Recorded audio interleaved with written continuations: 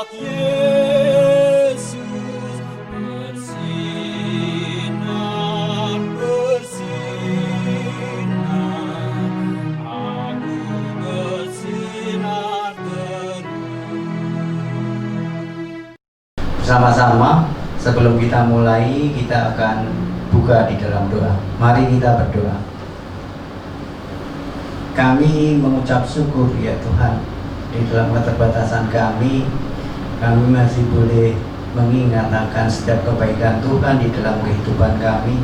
Hingga saat ini Tuhan, kami boleh merenungkan firman Tuhan untuk menjadi kekuatan bagi kehidupan kami di tengah-tengah keadaan yang tidak menentu ini. Kami yakin dan rindu Tuhan menguatkan kami melalui firman Tuhan saat ini.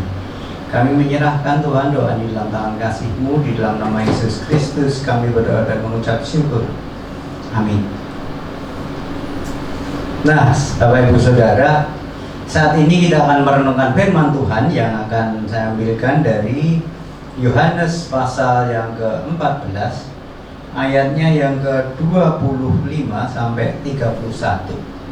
Semuanya itu kukatakan kepadamu selagi aku berada bersama-sama dengan kamu. Tetapi penghibur, yaitu Roh Kudus yang akan diutus oleh Bapa di dalam namaku, dialah yang akan mengajarkan segala sesuatu kepadamu dan akan mengingatkan kamu akan semua yang telah kukatakan kepadamu. Damai sejahtera kutinggalkan bagimu, damai sejahtera kuberikan kepadamu. Dan apa yang kuberikan tidak seperti yang diberikan oleh dunia kepadamu. Janganlah gelisah dan gentar hatimu. Kamu telah mendengar bahwa aku telah berkata kepadamu, aku pergi. Tetapi aku datang kembali kepadamu. Sekiranya kamu mengasihi aku, kamu tentu akan bersuka cita karena aku pergi kepada Bapakku. Sebab Bapa lebih besar daripada aku.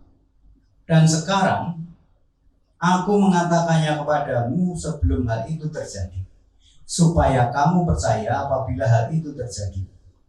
Tidak banyak lagi aku berkata-kata dengan kamu, sebab penguasa dunia ini datang, dan ia tidak berkuasa sedikit pun atas diriku. Tapi supaya dunia tahu bahwa aku mengasihi Bapa, dan bahwa aku melakukan segala sesuatu yang diperintahkan Bapa kepadaku. Bangunlah, marilah kita pergi dari sini. Nah, Bapak Ibu Saudara, ketika kita baca dari Yohanes pasal 14 ini, dalam latar belakang yang kita baca, kita bisa melihat bagaimana pergumulan Tuhan Yesus ketika hendak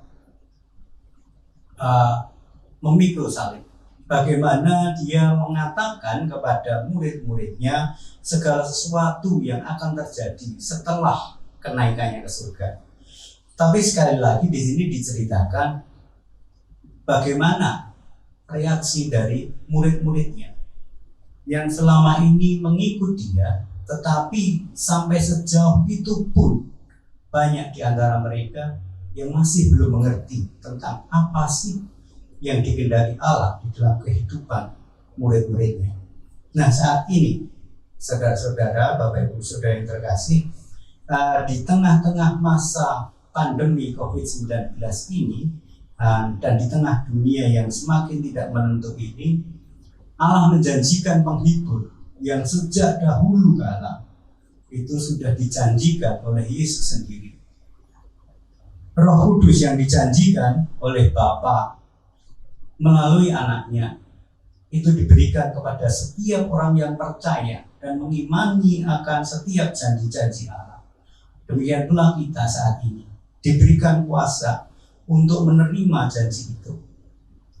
Di tengah-tengah keadaan yang tidak menentu ini, saudara-saudara, Yesus mengajarkan di dalam Yohanes pasal 14 ini tentang bagaimana sih harus bersikap menghadapi segala sesuatu yang tidak menentu. Seperti murid-muridnya yang selalu mengikuti dan diajarkan oleh Yesus tentang banyak hal, tetapi sejauh itu juga masih banyak yang tidak mengerti. Bagaimana dengan kita?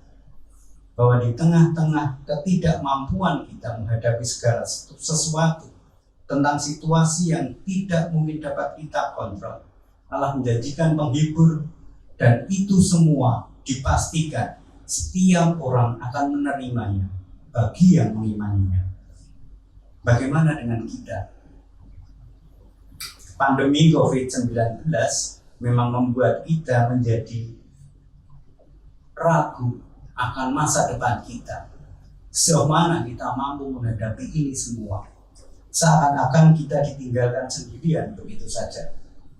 Tetapi ketika kita membaca dari Yohanes 14 ini, Allah yang menjanjikan penghibur, kalau kita mengimani, Allah pula yang akan menguatkan kita. Bahwa di tengah-tengah keadaan yang tidak menentu ini, diharapkan kita mampu untuk mengerti, untuk menerima janji itu.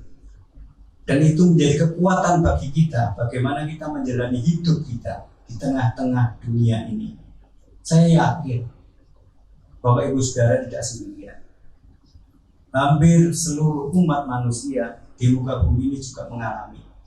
Yang membedakan adalah cara pandang kita, bagaimana mengimani dan menerima janji Allah itu melalui Sang Penghibur yang dikaruniakan Allah, yang sudah jauh sekali diturunkan Allah. Bagaimana kita bisa melakukan, mengimani dan menjalankan akan janji iman kita? Apakah kita sanggup untuk menghadapi keadaan dunia ini dengan senantiasa berpegang kepada janji Allah itu, atau kita hanya merasakan bahwa seakan-akan kita ditinggal sendirian? Yesus sendiri menguatkan kita melalui janjinya, di mana Bapanya yang akan memberikan penghibur bagi kita. Itu diserahkan semuanya pada kita. Kalaupun kita mau mengimani dan menerima itu, kita akan meyakini bahwa di tengah-tengah keadaan yang tidak menentu, kita akan dikuatkan. Bagaimana dengan Bapak Ibu Saudara? Saya rindu bahwa di tengah-tengah kehidupan ini, Bapak Ibu Saudara merasakan akan penghiburan dari Allah itu, dan biarlah damai sejahtera yang dari Tuhan itu boleh menguatkan akan kehidupan Bapak Ibu Saudara, walaupun Bapak Ibu Saudara merasa tidak mampu, tetapi yakinlah bahwa tangan Allah tetap bekerja melalui Roh Kudus yang dijanjikan, yang sudah dicurahkan kepada kita, anak-anak yang dikasihinya. Kita akan mengakhiri untuk doa malam ini di dalam doa. Mari kita berdoa. Kami rindu Tuhan di tengah-tengah dunia ini, di mana kami seakan-akan tidak mampu menghadapi segala situasi. Kami yakin bahwa tangan-Mu Tuhan tetap bekerja di dalam kehidupan kami, menguatkan kami, menolong kami, dan senantiasa menopang kami.